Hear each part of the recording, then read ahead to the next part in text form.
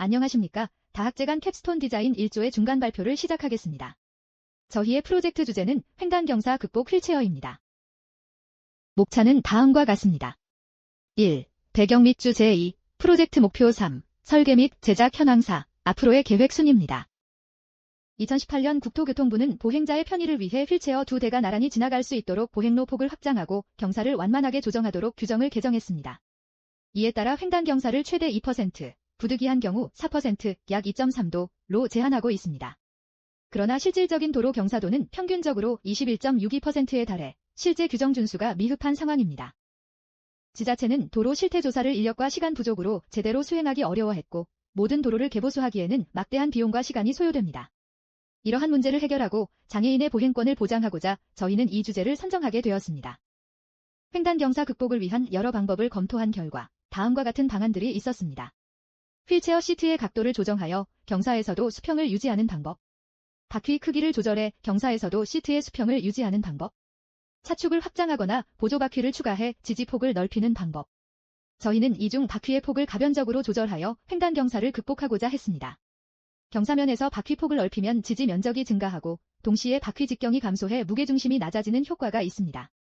이에 오리가미 메커니즘을 적용한 가변 바퀴를 도입하여 안전성을 향상시키고자 합니다. 저희의 목표는 다음과 같습니다. 횡단경사 주행 중 휠체어의 롤오버 방지. 최대 20% 경사에서 안정적인 주행 확보. 최대 40% 경사에서의 롤오버 방지. 또한 바퀴 형상을 원형에 가깝게 설계하고 마찰력과 승차감을 고려한 패드를 추가하여 기존 가변 바퀴의 주행성을 개선하는 것을 목표로 하고 있습니다. 기존의 가변 바퀴 기술은 차량에 적용되어 높은 하중 조건에서 작동하므로 강도 확보가 어렵고 기계적 조인트를 적용하기 어려우며 수명이 짧다는 단점이 있습니다. 하지만 휠체어와 같이 가벼운 장치에 적용할 경우 기계적 조인트를 사용할 수 있어 수명을 늘리고 비용을 절감할 수 있는 잠재력이 있습니다. 프로젝트의 목표는 롤오버 극복 각도를 증가시키고 미끄러짐을 방지하는 것입니다. 이를 위해 횡단경사를 지날 때 가변 바퀴를 이용해 차륜폭을 넓힙니다. 이 과정에서 바퀴 직경이 작아지면서 지면과의 휠체어의 높이가 낮아져 무게중심이 낮아집니다. 추가적으로 마찰 계수가 큰 재료를 가변된 바퀴 표면에 사용할 것입니다. 가변 바퀴를 통해 휠체어가 롤오버 위험을 어떻게 극복할 수 있는지 수치적으로 설명드리겠습니다. 롤오버 각도는 크게 무게중심의 높이와 바퀴 사이의 거리에 좌우됩니다. 기본 상태에서는 롤오버 위험 각도가 36.195도였으나 한쪽 바퀴만 변형시키면 각도가 40도로 향상됩니다. 양쪽 바퀴를 모두 변형시키면 각도는 47.795도까지 증가하여 경사면에서 휠체어의 안정성을 크게 높여줍니다. 이와 함께 사용자 경사 방향으로 쏠림이 발생할 경우 일반 상태에서는 24.26도로 시작하지만 한쪽 바퀴를 변형시키면 28.1도로 개선됩니다.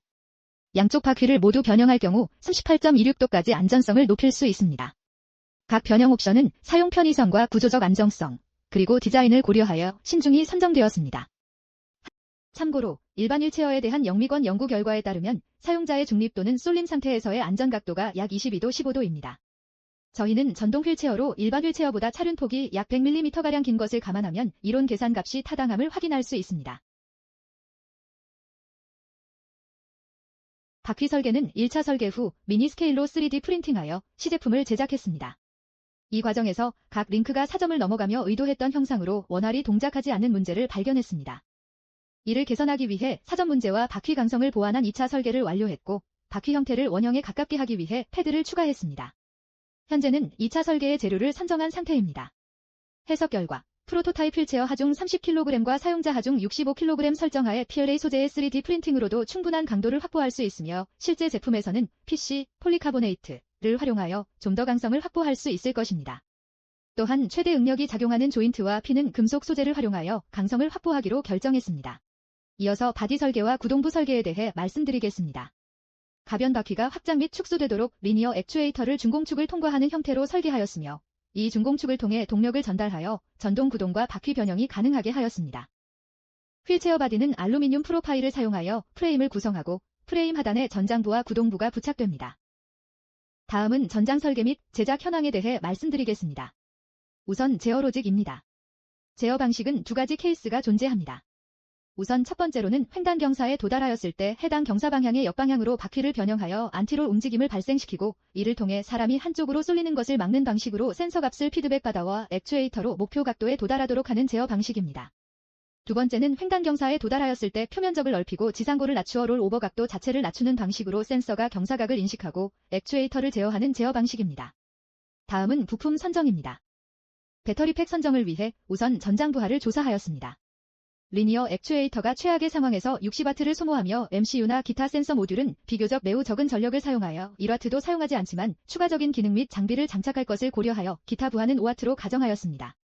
이렇게 총 65W를 사용하며 이를 배터리팩의 공칭 전압으로 나누었을 때 지속방전 전류 범위 내에 들어는 배터리팩으로 선정하였습니다. 다음은 전장품 제작 내용입니다.